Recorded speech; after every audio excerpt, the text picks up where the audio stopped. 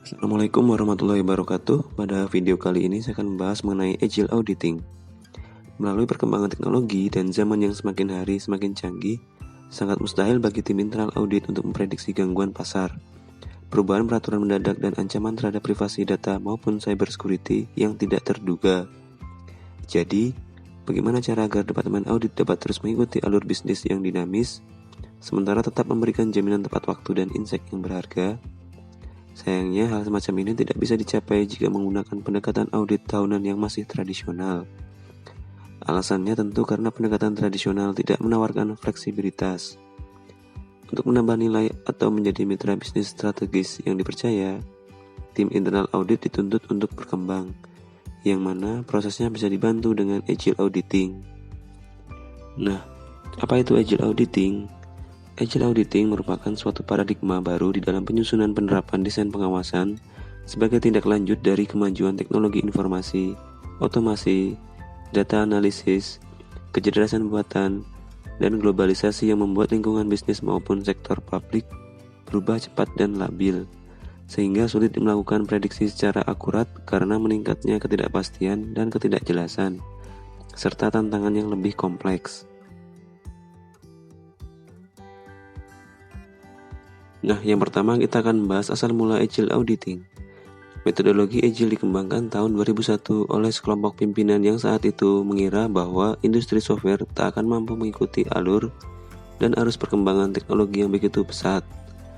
Meski telah dilakukan pengembangan selama beberapa tahun hingga akhirnya produk berhasil disempurnakan dan diluncurkan, sayangnya produk tersebut tak lagi bisa memenuhi kebutuhan konsumen.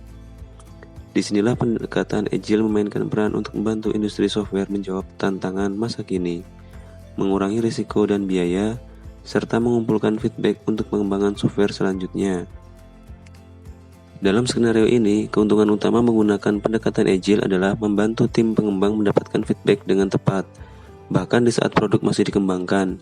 Hasilnya, saran yang didapatkan bisa segera diintegrasikan walaupun fase pengembangan masih sedang berlangsung. Hal semacam ini tentu tidak akan bisa dilakukan jika menggunakan pendekatan waterfall, karena satu step harus terlebih dahulu diselesaikan sebelum pindah ke step selanjutnya. Kini pendekatan Agile sudah banyak diadopsi oleh berbagai industri di luar industri software maupun teknologi.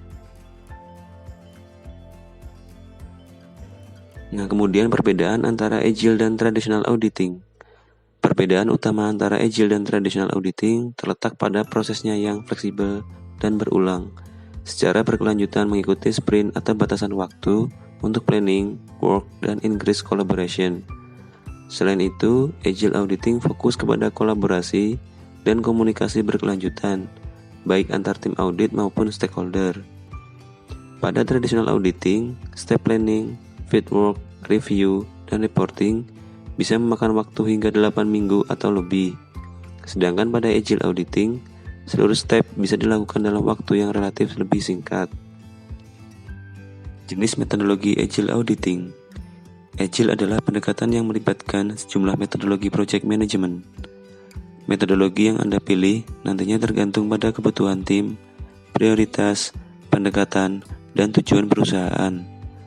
Dua metodologi yang paling populer adalah Scrum dan Kanban. Berikut penjelasannya. Yang pertama yaitu Scrum. Metodologi Scrum mengandalkan kolaborasi tim yang mengerjakan sejumlah proyek audit dengan jangka waktu singkat. Pada metodologi ini, progres dapat di-track dengan membagi aktivitas audit ke dalam kategori backlog, to do, in progress, dan done task. Di samping itu, tim Scrum biasanya mengatur dirinya sendiri dan menentukan tugas yang harus diselesaikan dalam setiap sprint. Tim akan menentukan dan merencanakan aktivitas audit dan deliverable yang akan menjadi fokus setiap sprint. Ada banyak elemen metodologi Scrum yang dapat diterapkan untuk audit. Yang kedua, yaitu Kanban.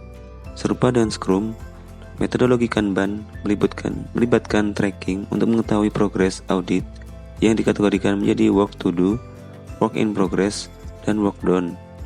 Bedanya, metodologi Kanban membatasi jumlah aktivitas di kategori work in progress atau jumlah ini ditentukan oleh manajer tim. Terdapat 4 prinsip dasar metodologi Kanban.